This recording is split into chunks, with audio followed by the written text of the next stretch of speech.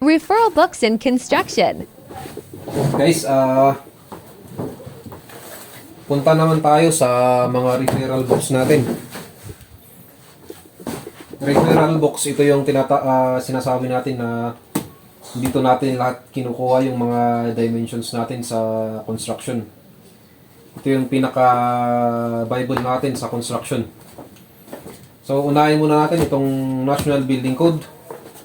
National Building Code natin, National Building Code of the Philippines 2023 edition. Meron yung old na version nito pero pinalitan na ng 2023 edition. Yung gamit ko nung nag-aaral pa ako, yung old na edition ng National Building Code.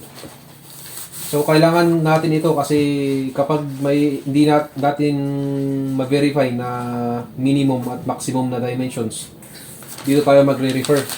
Yan.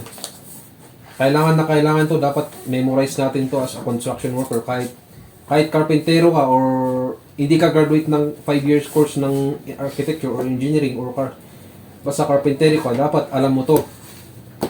Kahit carpentero ka, dapat aralin mo rin ito kasi importante ito. Hindi lang sa pang-architect or engineer ito. Ay hindi, sa architecture lang pala to. Kasi architecture saka engineering. National Building Code. Kahit sinasabi ko, kahit carpentero ka lang or mason, electrician, plumber, kailangan mo itong malaman, may memorize mo itong mga to. Kahit din naman siya masyadong may memorize, basta yung basic lang na dimensions yung alamin mo dito. Gaya nito, headroom. Every required stairway shall have a headroom clearance of not less than 2 meters. So, ibig sabihin, yung clearance ng headroom natin sa stairway from yung inaapakan natin, saka yung sa clearance niya sa top, yung pinakataas na uuntugan natin, dapat may 2 meters na clearance. Minimum yan. Hindi dapat bababa yan sa 2 meters. So, yan. Di ba? Makikita nyo agad yung dito, mga dimensions. So, napaka-importante, malaking tulong ito. Kahit karpentero lang tayo, malaking tulong ito. Hindi lang ito sa mga professionals. Kaya ina-encourage ko kayo na magbasa ng ganito. Yan. Dito lahat. So, punta naman tayo sa plumbing. Wala yung structural na libro ko. Diretso tayo sa plumbing. Wala ko yung structural ko. Plumbing, Design and Estimate, second edition by Max Fajardo. Si Max Fajardo, gumawa rin siya ng estimate, building estimate, electrical. Max Fajardo din yan. Pero punta muna tayo dito sa plumbing. Dito, makukompute natin kung ano-ano yung mga kailangan sa plumbing system ng isang bahay. Makikita din natin dito yung location ng downspout natin, kung ilan ba yung kailangan na sizes ng downspout natin, sizes ng PVC pipe natin. Andito lahat.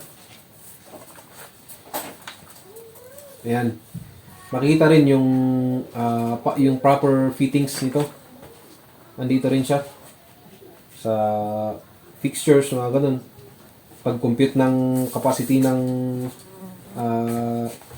ng tangke ng CR mo. Septic tank. Yan. Kasi hindi basta-basta tayong gumagawa ng septic tank. Meron din tayo dyan na maximum na lalim ng septic tank. Kasi beyond that is hindi na magta-thrive yung bacteria. Hindi na siya malulusa yung mga evacs. Andito lahat. Oh. Diba? Yan. Dyan lahat. Punta naman tayo sa electrical. Max Fajardo rin ito. Yan. Dito yung computation ng mga electrical layout natin. Mga types ng wire, mga sizes, mga ganun. Load. Electrical load. Dyan din lahat. Dito rin mag-i-estimate yung mga electrician natin. Dito rin siya yung mga electrician natin, dito sila re-refer din sa sa electrical layout estimate by Max Fajardo. At ito yung paborito ko na libro. Simplified Construction Estimate 2000 edition by Max Fajardo. Ito talaga yung paborito ko kasi nasa construction tayo. Dito tayo nagbe-base ng estimate natin sa building kung mangungontrata tayo. For example, yung concrete slab. Makikita dyan yung type of mixes, 1, 2, 3, mga ganun. Andito lahat. Concrete. Meron din itong ang alam ko, meron din itong fences, mga ganun. Pag-estimate ng ng footing natin, beam, columns, andito lahat. Sa rebars natin, metal and reinforcement, yan. Makita natin. Yan, scaffolding, meron din. Tapos, ito yung roofing materials natin. Kasi nasa tayo, importante ito. Roofing materials, galvanized iron sheet. Ito yung sinasabi ko na corrugated GI roof sheet na meron siyang haba na divisible by 2 feet. Meron tayong 6 feet, 8 feet, 10 feet. Kaya yung zipper lines natin dapat divisible by 2 feet din. Sakto na divisible by 2 feet.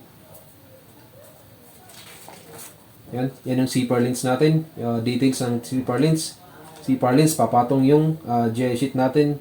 Yung maximum na overlap ng minimum at maximum na overlap ng GI sheet natin dapat nasa 25 to 30 cm. Yan. Tapos yung lapping naman ito, 2 1/2 corrugated yung yung umbok niya. Yan. Corrugated roofing, yan, details. Kaya sabi ko kanina, ito yung pinaka-paborito ko sa libro na ito. Pero syempre, sa mga librong ito, ang paborito ko dito na libro na binabasa ito, National Building Code saka Estimate.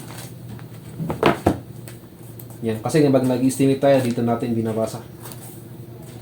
Yan, bridge roll, gutter, flashing. Yan, nandito lahat. Flashing natin, yan. Meron tayong sinasabi na cut 16, cut 18, cut 24 sa gutter natin. Ridge roll. Yan, makukompute natin lahat to.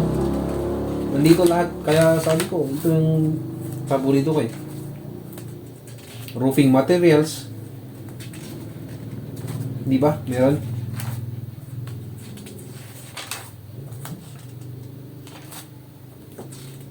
Yan. Ito naman yung long span na sinatawag or rib type. Long span. Ang kagandahan ng long span, walang cut ito. Diretso yan. Ipapakat mo na lang sa planta kung ano yung haba ng length ng ng roofing mo. Yan. Tileworks, andito rin, Tileworks. Andito lahat. Yan.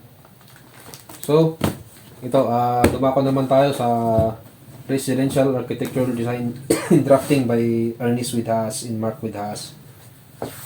Ito, punta agad tayo sa roofing.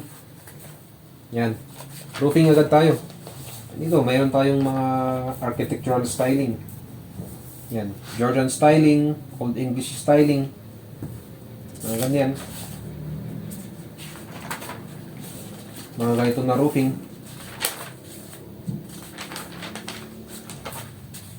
Tayo sa tingnan natin yung roofing ng yung types of roofing. Saan ba yun?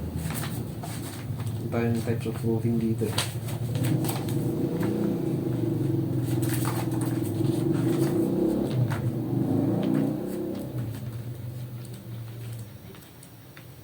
Yun, dito.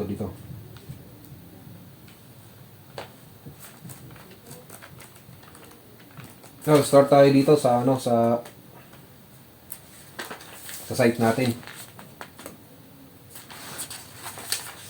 Meron tayong iba't ibang uri ng floors natin. Yan, 2 story, 1 and a half, 1 story, ganyan. Tapos yung trusses natin, yan, flat roof.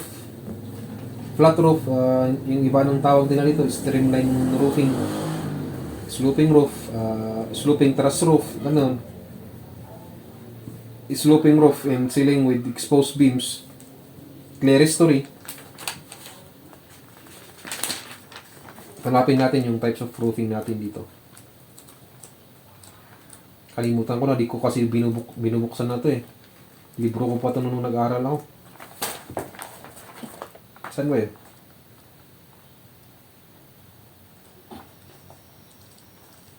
Tignan lang natin dito. Meron naman tayong ano dito.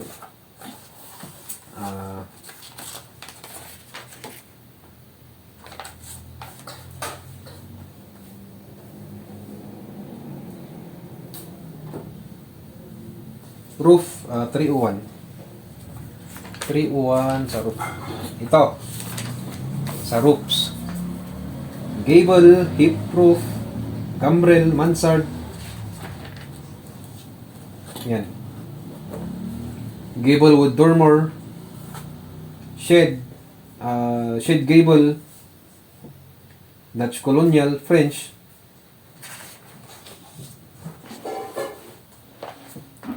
Ito, flat roof, shed, clerestory, butterfly, folded parasol, vaulted, warped, windmill, pagoda, A-frame, freeform. Yan. May examples ng roofing. So ito, meron din roof planning natin. Yung ideal na roof pitch natin is 4/12. Yung rise niya is 4, tapos yung run niya is 12. Ridge board, tapos may ridge cap doon or ridge roll, rafter. So yan, di ba? Yan yung details natin sa roofing natin. Splash block or yung iba, ginagawa niyan, catch basin na lang yan. Downspout. Gutter. Ito, parang box gutter din ito eh. Ito yung sinasabi natin na hanger. Yung ikakabit lang natin itong hanger kapag naikabit na natin yung roof sheeting natin. Kasi dyan yung magbe-base ng ano niya, yung alignment niya. Itong hanger, ito yung maglidikta ng alignment. Kaya dapat nagtatansi din tayo sa gutter.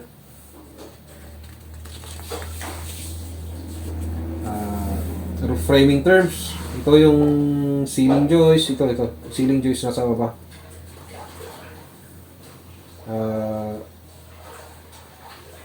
Rafter. Ito yung tawag nila, rafter. Tapos meron din tayo dito ng purlins.